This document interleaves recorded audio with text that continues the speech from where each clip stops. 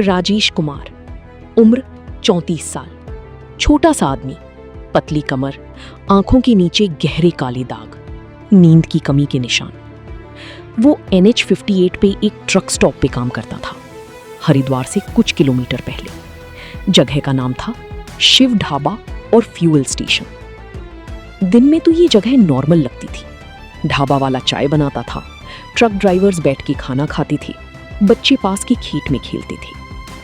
पर रात में ये जगह कुछ और हो जाती थी। राजेश नाइट शिफ्ट करता था, रात 11 बजे से सुबह 6 बजे तक, 7 घंटे अकेले। उसका काम सिंपल था, पेट्रोल भरो, बिल बनाओ, चाय दो, और अगर कोई ट्रक ड्राइवर थका हुआ हो तो उसे रेस्ट एरिया दिखा दो। जो बात राजेश को पहले से पता थी वो ये थी कि NH58 पे रात में एक अलग ही दुनिया होती है। ड्राइवर्स किलोमीटर्स तक अकेले चलते हैं। अंधेरा इतना गहरा होता है कि हेडलाइट्स भी 50 मीटर से ज्यादा नहीं देख पाती। और कभी कभी ड्राइवर्स कुछ ऐसा लेकर आते थे जो उनके साथ रोड पे से नहीं चला था, कुछ और चला था उनके साथ। अक्टूबर का महीना था, ठंड शुरू हो गई थी। पहाड़ों से आने वाली हवा में एक अलग ही बात होती है, वो सीधी अंदर घुस जाती है। राजेश रात के करीब 1 बजे चाय पी रहा था जब पहला ट्रक आया। ट्रक का नंबर था UP14।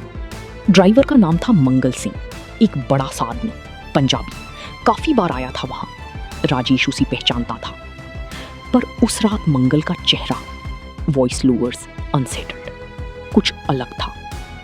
वो ट्रक से उतरा, धीरे धीरे, जैसे पैर उठाने में तकलीफ हो रही हो। उसकी आंखें सीधी थी, पलकी नहीं झप रही थी। वो राजेश के पास आया और बोला, भाई कुछ पीने दो, पानी, कुछ भी। राजेश ने पानी दिया। मंगल ने एक घूंट लिया, फिर वो सीधा जमीन पे बैठ गया, ढाबे की बाहर, रोड की तरफ मुंह करके। राजेश ने पूछा, भाई सब ठीक है? थक गई क्या? रेस्टरूम में सो जाओ, मैं देख लूंगा। नहीं, अंदर नहीं जाना, बाहर बैठना है, रोड दिखनी चाहिए। अगर मैं अंदर गया तो वो भी अंदर आएगा।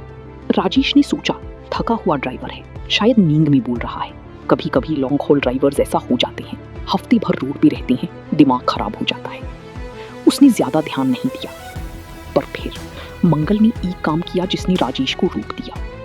मंगल ने पीछे मुड़ के देखा, रोड की तरफ, अंधेरों में, और वो मुस्कुराया, पर उसकी आंखें नहीं मुस्कुराई। आंखें डरी हुई थी, मुस्कान जैसे किसी ने जबरदस्ती चेहरा खींच दिया हो। राजेश को पहली बार उस रात नींद नहीं आई।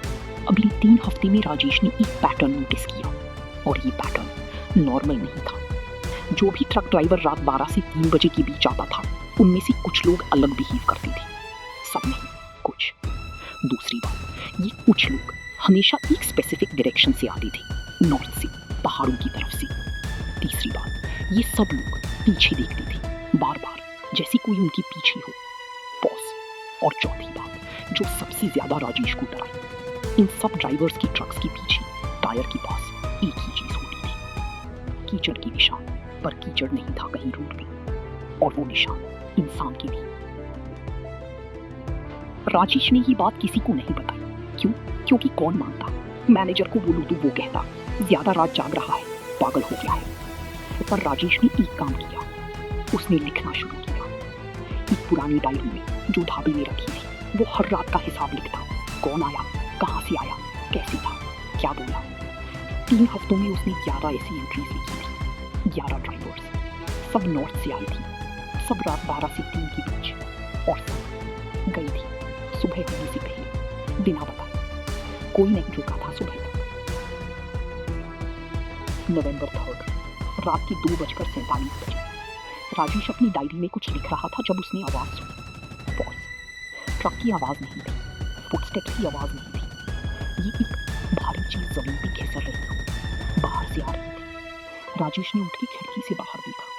रोड पर एक ट्रक खड़ी थी, इंजन बंद, लाइट्स बंद, बिल्कुल अंधेरा, पर ड्राइवर सीट में कोई था, हिलता नहीं था, बस बैठा था।